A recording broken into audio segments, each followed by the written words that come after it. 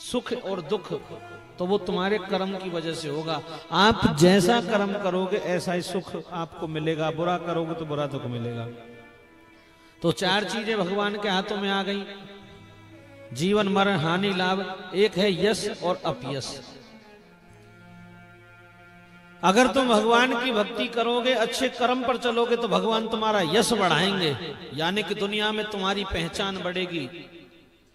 और तुमने अगर कोई कर्म ऐसा बुरा कर दिया तो अपयश भी भगवान ही तुम्हें प्राप्त कराएंगे, फिर अपने भी तुम्हारे बेगाने हो जाएंगे, कोई तुमसे बोलने वाला नहीं होगा।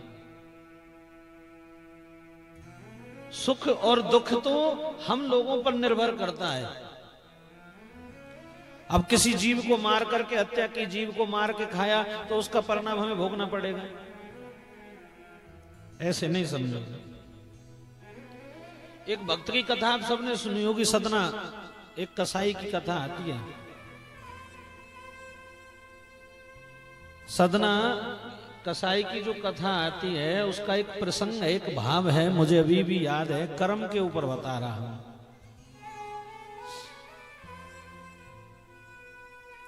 सदना एक कसाई जाति में जन्म लिया, मांस काट करके बेचता है, उसका वो व्यापार है, जाति उसकी ये है।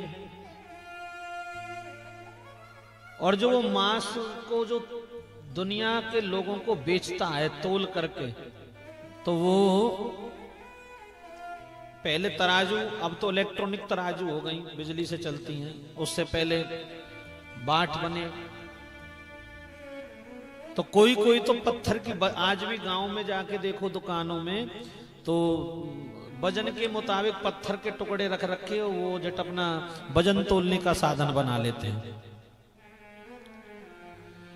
तो सदना कसाई जो मांस तोलता था तो उसके पास एक पत्थर का टुकड़ा था, और लेकिन वो पत्थर की जो आकृति है वो सालेग्राम भगवान के जैसी है। किसके जैसी है बोलो ना? सालेग्राम भगवान के जैसी। एक दिन सदना अपनी दुकान में मांस तोल रहा था, वहां से कोई भगत निकल के जा रहा था, कोई संत निकल के जा रहा था। जब तराजू में उसने सालेग्राम भगवान जैसे उस पत्थर के पाषाण के टुकड़े को देखा तो संत पे रहा नहीं गया। अरे राम राम राम, अरे कैसो पापी इंसान है, कर्म भी पाप कोई करे, मांस बेचे हैं और ऊपर ते तोल भी भगवान ते रहे हो। संत पे रुका नहीं गया। संत जाकर के कसाई से कहने लगा, भैया तू ये पाषाण, ये पत्थर मुझे दे दे। बोले तुझे शर्म नहीं आती, लाज नहीं आती? जिसको मंदिर में रख के पूजना चाहिए तो उससे मांस तोल रहा है। तो कसाई को बड़ा पश्चाताप उसने किया, क्षमा मांगी। बोले बाबा मुझे क्षमा करो, मो ना पता ही कि ये काम आवे है। मैं तो या एक वजन तोलने के लिए इस पत्थर का टुकड़ा समझ के रख रखा था, मुझे नहीं पता था कि ये भगवान का रूप होता है, मुझे क्षमा कर दीजिए। संत ने वो पाषाण का टुकड़ा लिया और अपने साथ अपने घर, अपने मंदिर में ले गए। सदना उसी दिन से पश्चाताप करने लगा, गलती मानने लगा, और उस दिन से उसने मांस काट करके बेचना बंद कर दिया। अब दूसरों से मांस खरीद के लाता है तब बेचता है, यानी कि खुद ने जीव हत्या बंद कर दी। और प्रतिदिन रोज पश्चाताप करता है कि अरे मैं कितना पागल था, कितना अभागा था कि भगवान से मांस तोल करके बेचता था। एक दिन ऐसा हुआ जब वो पाषाण, वो पत्थर का टुकड़ा जो वो संत लेकर गए थे, उस संत के स्वप्न में भगवान दर्शन देते, कहते हैं कि हे महात्मा, मो तेरे घर में आनंद नहीं आ रहे हो, मोए तो तू वापस वह कसाई के पास छोड़ के आ। ध्यान से सुनना, भगवान सपने में क्या कह रहे महात्मा से। बोले मुझे तो मेरे भक्त के घर छोड़ गया। महात्मा कह रहा महाराज वो तुम्हारा भक्त कहाँ है, वो तो तुमसे मांस तोला करता है। तो भगवान ने उससे कहा महात्मा से कि भले ही वो मांस तोलता है लेकिन एक बात कहें। बोले क्या? बोले कभी मुझे अपनी आंखों से दूर नहीं होने देता। अब तुम खुद सोचो, जो गांव में दुकान करते हैं, अगर कोई आप किलो 2 किलो चीनी चावल खरीदने जाओ और उसका वो तराजू का बट खो जाए तो वो पागलों की तरह ढूंढता है कि नहीं ढूंढता उसे? मतलब कभी भी उसको अपनी आंखों के आगे से ओझल नहीं होने देता दुकानदार। और सुबह जब दुकान खोलता है तो फिर उसको स्नान बनान करा करके धो करके रखता है। अब महात्मा जी तो सालेग्राम को ले आए, ला करके मंदिर में रख दिया। अब यही नहीं देखते कि है या नहीं है, और वो कसाई रोजाना ढूंढ करके रखता है। बोले भैया कम से कम रोज मेरा ध्यान तो रखे। महात्मा जी खड़े हुए, उस सालिग्राम पाषाण के उसको लेकर के गए, कसाई को वापस दिया, कसाई को सारी घटना बताई। उसी दिन कसाई के मन में भाव आ गया, क्यों ना अब मैं इन सब गलत कामों को छोड़ करके प्रायश्चित करूं और जाकर के क्यों ना मैं भगवान का भजन करूं, और यात्रा करने के लिए चल दिया। एक और प्रेम से बोली राधे राधे। और यात्रा करने के लिए चल दिया लेकर के उस पाषाण को। पैदल पैदल जा रहा है जगन्नाथ जी का दर्शन करने। सब गलत काम छोड़ दिए, मांस बेचना छोड़ दिया, खरीदना छोड़ दिया, सब घर पार छोड़ करके पद यात्री बन करके जगन्नाथ जी के दर्शन करने जा रहा है। और 1-2 दिन जब वो रास्ते में चला तो किसी गांव में रुकने के लिए उसने स्थान ढूंढा। एक पटेल साहब की धर्मशाला मिली। उस धर्मशाला में जाकर के रात्रि विश्राम करने लगा। वहां पर उस धर्मशाला के जो मालिक है, उनकी जो पत्नी है, उसका चरित्र ठीक नहीं है। उसने जब उस सदना कसाई को देखा तो उसके मन में भाव आया कि बड़ा सुंदर है, क्यों ना इससे मैं प्रेम की 2 बातें करूं। रात्रि में जब वो सो रहा था तो उसके पास जाकर के बैठ गई और कहने लगी कि हे दिव्य पुरुष, मैं तुम्हारे सौंदर्य को देख करके आप पर मोहित हो चुकी हूं, मुझे आपसे 2 प्रेम की बातें करनी है। तो वो कसाई कहता है कि हे देवी, मुझे क्षमा करो, मैंने आपके घर में आश्रय लिया है, आपके घर में मैंने भोजन खाया है, और मैं तीर्थ स्थान पे जा रहा हूं, मेरी ऐसी कोई मनसा नहीं है। और तुम शादीशुदा हो, पतिव्रता हो, और एक पतिव्रता नारी का सबसे बड़ा धर्म है अपने पति की सेवा करना। आप अपने घर में वापस अंदर चली जाओ, मैं आपसे क्षमा मांगता हूं, वरना मैं इस स्थान को छोड़ करके चला जाऊंगा। लेकिन जब स्त्री अपनी चरित्रहीनता पे आती है ना, तो फिर वो अच्छा बुरा नहीं देखती। यहाँ बैठी बैठी माताओं से, बहनों से, सबसे एक बात कहना चाहूंगा, स्त्री की सबसे बड़ी धन, सबसे बड़ी दौलत कोई है तो वो उसकी इज्जत है। अगर यही चली गई फिर जीवन में कुछ बचेगा नहीं।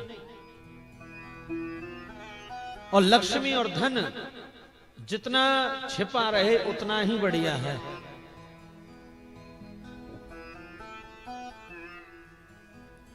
आज वो स्त्री त्रिया हट पर चरित्रहीनता पे इतनी आ गई कि महात्मा से कहने लगी, कि उस सदना कसाई से कहने लगी, मुझसे प्रेम की 2 बात करो, मुझसे काम की भावना रखो। उसने उसे समझाया कि जाओ लौट करके अपने पति की सेवा करो, अपने पतिव्रत धर्म का पालन करो। जब तक तुम्हारा पति है तो तुम्हें पराये पुरुष को देखना भी नहीं चाहिए, ये सबसे बड़ा अपराध है। लेकिन जब वो चरित्रहीनता पे आई तो वापस अपने घर के अंदर गई। और थोड़ी देर बाद जब वो घर से अंदर से बाहर आई है सदना कसाई के सामने, तो हाथों में रक्त लगा है, खून लगा है। सदना घबरा गया, बोले देवी तूने क्या किया? बोले जिस पति का तू गुणगान कर रहा था उसका मैं कल्याण कराई।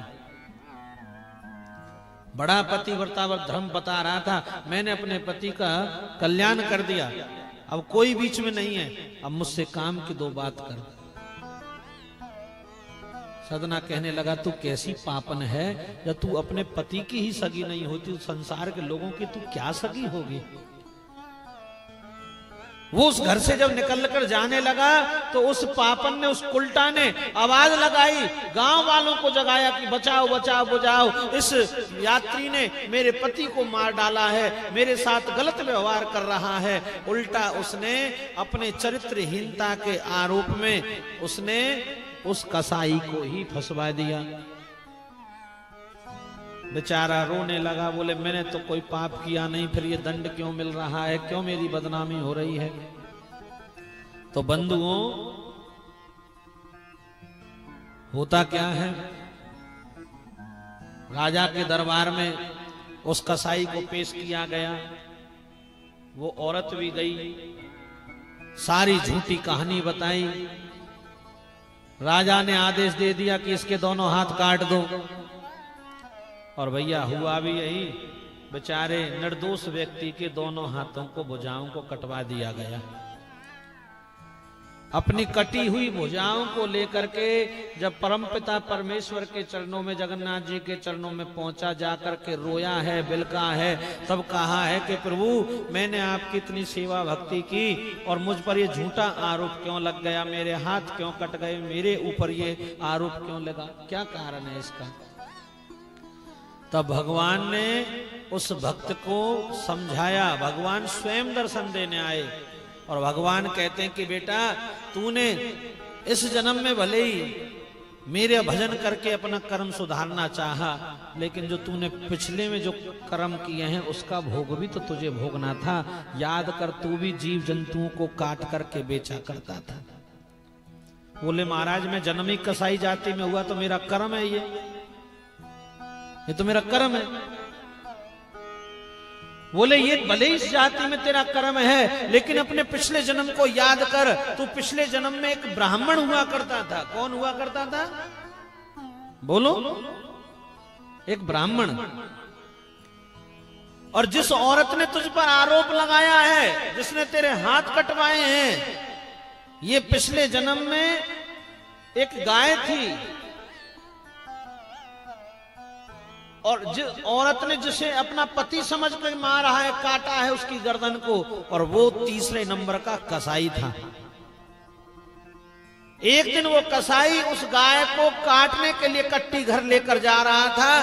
गाय रस्सी तोड़ करके जब भाग जाती है, तब उस कसाई ने तुझे आवाज लगाई थी और तूने अपने दोनों हाथों को आगे करके उस गाय को पकड़ के कसाई के हाथों में सौंप दिया था, और कसाई उस गाय को काट देता है। इसीलिए आज तू कसाई की जो जाति में जन्म लेकर आया, वो गाय आज एक स्त्री का रूप धारण करके आई, और वो जो उसका पति है वो वही कसाई है। पिछले जन्म में तूने उसको कटवाया, इस जन्म में तुझे ये भोग भोगना पड़ेगा। कहने का तात्पर्य केवल इतना है मेरे, तो मनुष्य को सुख और दुख उसका कर्म देता है, जैको सुख और दुख उसका कर्म देता है। जैसा कर्म प्राणी करेगा ऐसा उसको भोगना पड़ेगा। अगर आप किसी का बुरा करोगे तो फिर आपके साथ ही बुरा होना ही होना है। अगर आप किसी की भरी समाज में निंदा करना चाहोगे, उसको कष्ट पहुंचाना चाहोगे, तो आपको ध्यान रखना वो उलट करके ही मिलेगा। आप चाहे कितनी भी कोशिश कर लेना,